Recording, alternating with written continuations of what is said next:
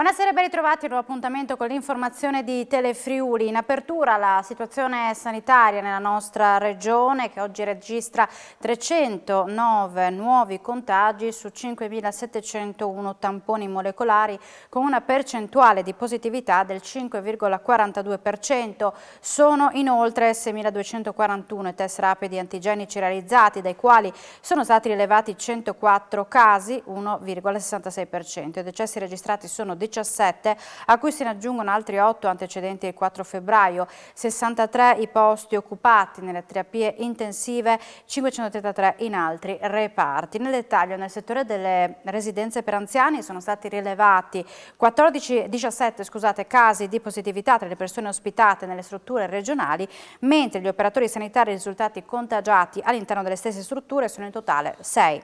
Rimane comunque alta l'attenzione in Friuli Venezia Giulia nonostante il via libera alla seconda settimana di zona gialla. I posti occupati nelle terapie intensive sono al 37%, i posti occupati da pazienti Covid e nei reparti di medicina sono al 42%. Per questo motivo, spiega il direttore dell'infettivologia di Udine Carlo Tascini, la zona gialla non è un liberi tutti, a preoccupare sono in particolare le varianti del virus. Bisogna dire che il virus sta circolando tanto, circolano anche in Italia purtroppo alcune varianti che sono più infettanti e qualcuna anche più virulente, quindi io direi mi sento di dire ai cittadini di essere scrupolosi nell'applicazione delle regole. Purtroppo non siamo a liberi tutti, quindi ci sono varianti cosiddette sudafricane e brasiliane che possono essere più virulente e trasmettersi meglio. In Sudafrica queste si sono diffuse fino a sostituire quelle precedenti. Ecco, la nostra preoccupazione è che ci sia un riaumento dei casi prima della immunizzazione della popolazione o prima di avere dei farmaci efficaci. Questa è una preoccupazione che abbiamo sempre avuto, adesso si sta manifestando in alcune zone del mondo, purtroppo anche in Italia ci sono dimostrazioni di diffusione in varie parti del paese, sia della variante inglese che della variante brasiliana. Anche il Friuli Venezia Giulia è pronto alla sperimentazione degli anticorpi monoclonali per la lotta al Covid-19 assieme ai vaccini. Soddisfatto il vicegovernatore Riccardo Riccardi al via libera della distribuzione dei farmaci monoclonali da parte del ministro della Salute Roberto Speranza. Al via la distribuzione in via straordinaria degli anticorpi monoclonali. Ad annunciare la firma del decreto il ministro della Salute Roberto Speranza attraverso un post pubblicato su Facebook. Sulla base delle indicazioni dell'Agenzia Italiana del Farmaco e del parere del Consiglio Superiore di Sanità ho firmato il decreto che autorizza la distribuzione degli anticorpi monoclonali. Così abbiamo insieme ai vaccini una possibilità in più per contrastare il Covid-19. Gli anticorpi monoclonali servono per il trattamento della malattia, curano cioè chi è già malato, fornendo al paziente anticorpi già formati e immediatamente attivi contro il virus. Con questo tipo di trattamento si riducono le ospedalizzazioni e si migliorano i risultati clinici. Soddisfazione da parte dell'assessore regionale con delega alla salute Riccardo Riccardi, che a Telefriuli commenta così la notizia. Un altro passo avanti nelle numerose azioni che il seguito sanitario ha avviato in questo periodo dell'epidemia. Anche da noi si sta lavorando a questa soluzione con in campo i nostri professionisti più affermati. Il vicegovernatore inoltre ha annunciato l'arrivo in regione tra martedì e mercoledì di 8.500 dosi di vaccini AstraZeneca. Dovrebbero arrivare nelle regioni nel corso di questa settimana. E noi stiamo aspettando dal governo, dalla gestione commissariale, una puntualizzazione precisa sulla declinazione dei servizi essenziali, che sono quella categoria che a causa dell'utilizzazione dell'AstraZeneca consigliato agli under 55 ci consentirà di capire in che modo procedere rispetto a questi servizi essenziali, in coerenza con le dosi e con i flussi che ci verranno consegnati. Nuova manifestazione delle partite IVA, ci colleghiamo in diretta con Davide Vicedomini che si trova in piazza 1° maggio a Udine.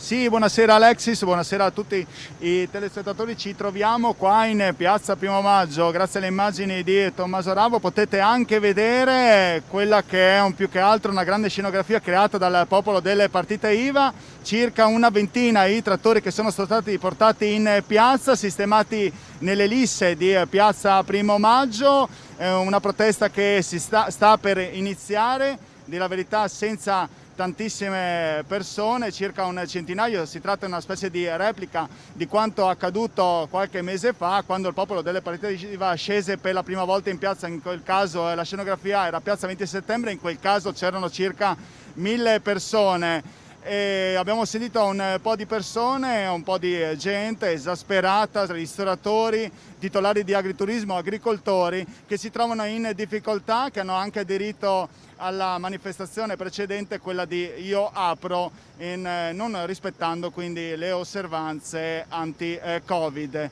Da Piazza Primo Maggio è tutto, vi lascio alle interviste che abbiamo realizzato pochi minuti fa. Cristina Pozzo, che messaggio volete lanciare? Che non ce la facciamo più, che bisogna riaprire tutto, che siamo in una situazione difficilissima, non solo i ristoratori, ma tutto il settore delle partite IVA in gravissima difficoltà. Dobbiamo riaprire a orari normali, con regole certe che rispetteremo, ma abbiamo bisogno di tornare a lavorare.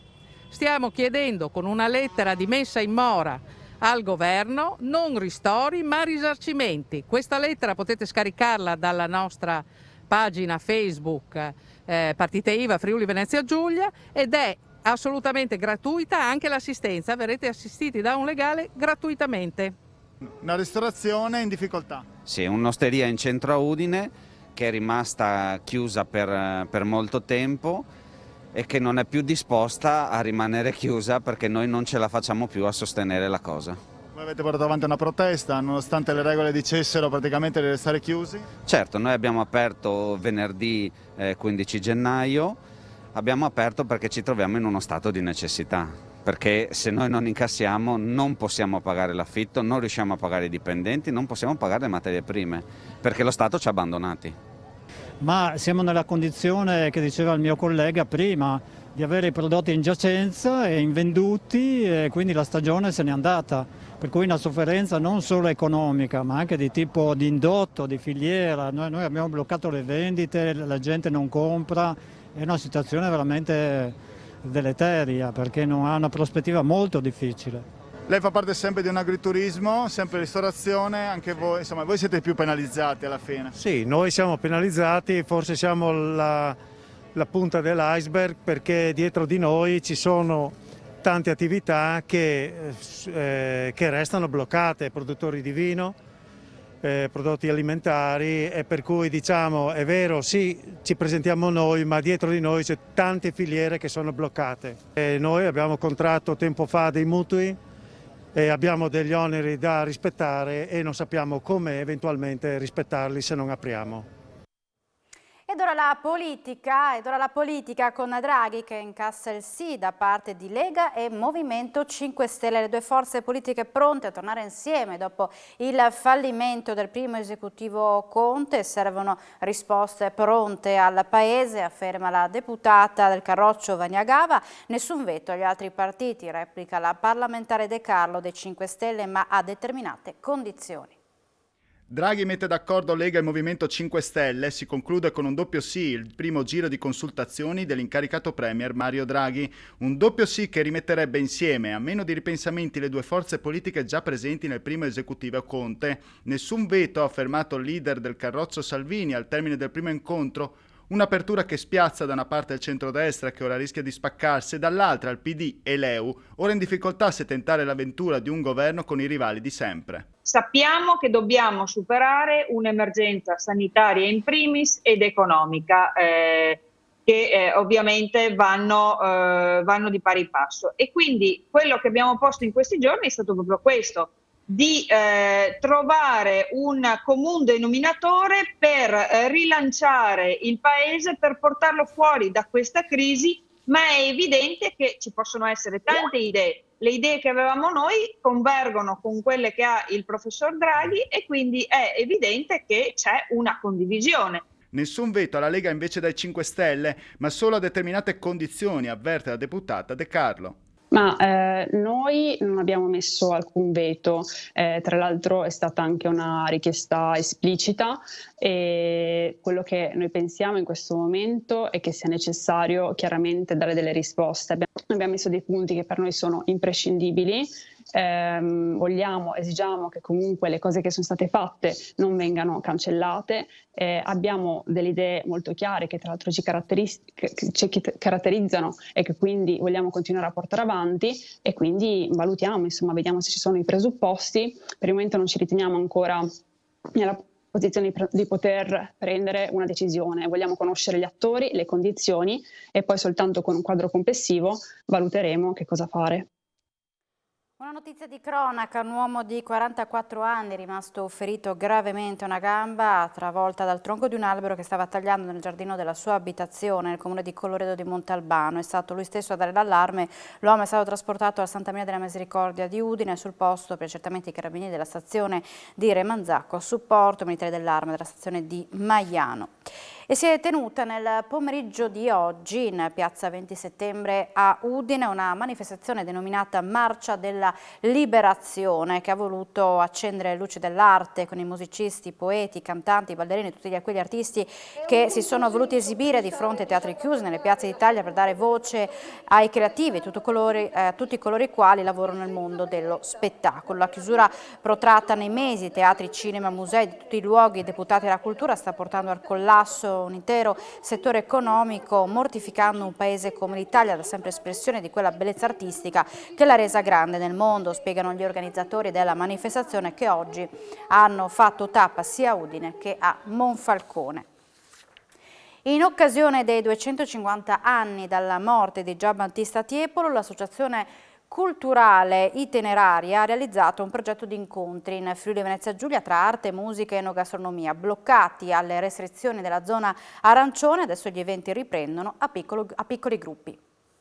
In occasione dei 250 anni dalla morte di Gian Battista Tiepolo, l'associazione culturale Itineraria ha realizzato un progetto di incontri in Friuli Venezia Giulia tra arte, musica ed enogastronomia. Bloccati dalle restrizioni della zona arancione, adesso gli eventi riprendono a piccoli gruppi. La nostra città, Udine, è una città che è una piccola bomboniera, ha dei punti di forza. Tiepolo è il fiore all'occhiello di questa città, con 4 siti sublimi che vanno dal Duomo al castello, che ospita opere importantissime di Tiepolo, all'Oratorio della Purità dove siamo oggi, e a Palazzo Patriarcale dove Tiepolo sviluppa proprio quella rivoluzione pittorica che è del barocco, quindi dai colori un po' tenebrosi, terrigni, rugginosi, dalle luci artificiali, dall'uso dello stucco, passa a diventare pittore luminoso e chiaro, alla luce, a dissolvere le sue figure, a mantarle nella luce. Palazzo dei Patriarchi è fondamentale perché fu il patriarca di Aquilea, Dionisio Dolfino, a chiamare Tiepolo ad affrescare il suo nuovo palazzo, dove chiede storie dell'Antico Testamento perché i patriarchi si rivedono negli antichi patriarchi. E solo Tiepolo poteva in quel momento realizzare, raccontare, illustrare la storia dei patriarchi come una grande festa veronesiana trapiantata nel cuore della città di Udine. La Protezione Civile regionale dalla mezzanotte di domani alle 15 di lunedì ha diramato un'allerta meteo per le piogge intense e abbondanti che si abbatteranno su Alpi e Prealpi del Friuli, colpendo principalmente le province di Udine e Pordenone. La pioggia sarà accompagnata da vento forte e neve, una situazione che aumenterà il pericolo valanghe nelle zone montane e il rischio di criticità idrogeologiche. Sulla costa previste mareggiate. Questa era l'ultima nostra notizia. Vi ringraziamo per l'attenzione. Il telegiornale ritornerà domani alle 12:30. Buona serata.